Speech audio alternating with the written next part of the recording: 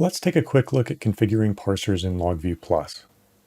When you open an unknown file, LogViewPlus attempts to automatically identify the log format and gives you the option to save the generated parser configuration.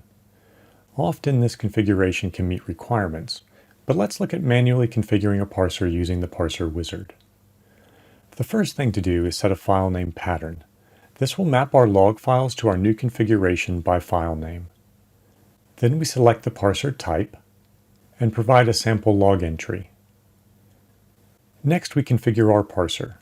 Let's start from scratch by reloading the sample.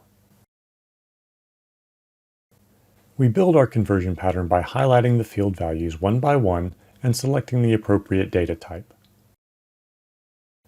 We can also right-click to use the context menu. Either way, the key is to select the data values while ignoring the constants. Once that's done, we can test our configuration and save our changes. Now, when I close and reopen the log file, we can see it successfully parsed using our saved configuration.